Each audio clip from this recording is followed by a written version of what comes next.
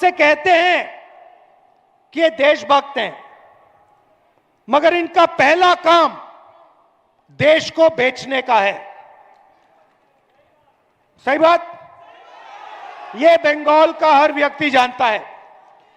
और पिछले 10-12 साल इनकी सरकार ने गरीबों के लिए कुछ नहीं किया।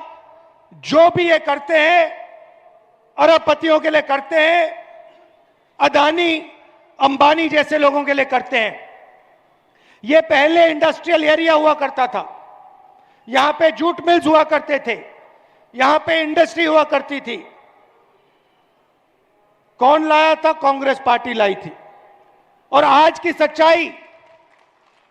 सच्चाई चाहे ममता जी हो, चाहे नरेंद्र मोदी जी हो, इनको रोजगार से कुछ लेना देना नहीं, इनको इंडस्ट्री से कुछ लेना देना नहीं। ये सिर्फ सत्ता चाहते हैं, जनता के लिए काम नहीं करते हैं। नरेंद्र मोदी जी ने नोटबंदी की, गलत जीएसटी लागू कर दी, और देश में जो भी छोटी छोटी कंपनियां थी, कारखाने थे, इंडस्ट्री थी, उन सारों को जानबूझ के नरेंद्र मोदी ने खत्म कर दिया, मार दिया। और जो काम नरेंद्र मोदी हिंदुस्तान में कर रहा है, वही काम टीएमसी और ममता जी आपके बंगाल में कर रही हैं। आप देखिए,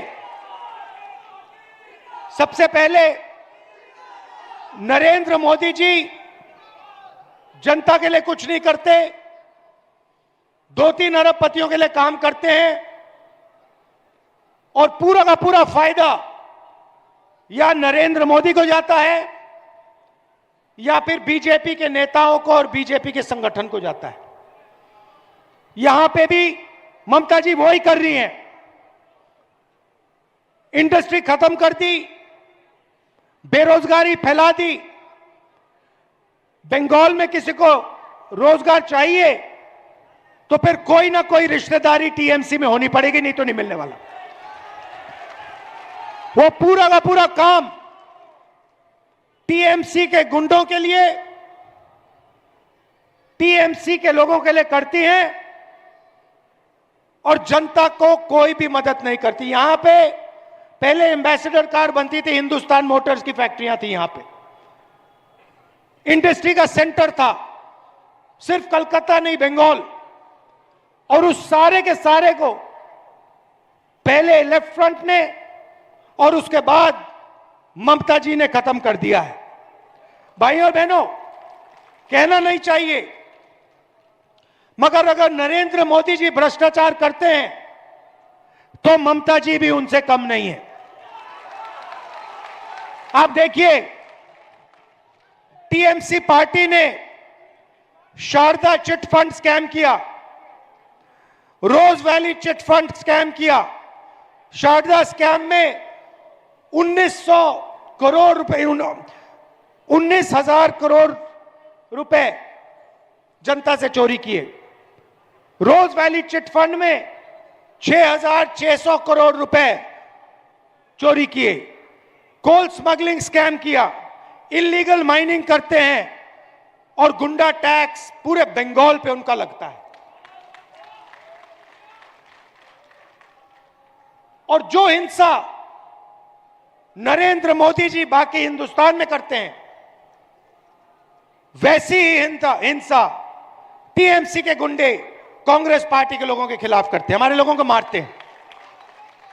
ममता जी ने बंगाल से वायदा किया था कि 5 लाख लोगों को वो रोजगार देंगी। 2021 में यह वायदा किया था ममता जी ने। आपको क्या रोजगार दिया? यहां पे कोई है जिसको ममता जी ने रोजगार दिया है? बिल्कुल नहीं। 84 लाख बेरोजगार युवा ने अप्लाई किया है अनएम्प्लॉयमेंट अलाउंस के लिए। यह बंगाल की सच्चाई है। आप पहले देश को रास्ता दिखाते थे, आजादी की लड़ाई में आप सबसे आगे थे, अंग्रेजों से लड़ने में आप सबसे आगे थे, इंडस्ट्रियल सेंटर माना जाता था बंगाल। वो सब खत्म हो गया। और ममता जी ने आपके लिए पिछले सालों में कुछ नहीं किया। महिलाओं के पर अत्याचार की बात करें तो नरेंद्र मोदी की पार्टी करती है, उनके एमएलए, उनके एमपीज महिलाओं पर अत्याचार करते हैं। और यहां पे बंगाल में RG Kar rape and murder case हुआ। जिन्होंने ये काम किया, सरकार ने उनकी रक्षा की और कोई अकाउंटेबिलिटी नहीं है। भाइयों और बहनों, ममता जी बीजेपी के लिए बंगाल में रास्ता खोल रही है। यह सच्चाई है।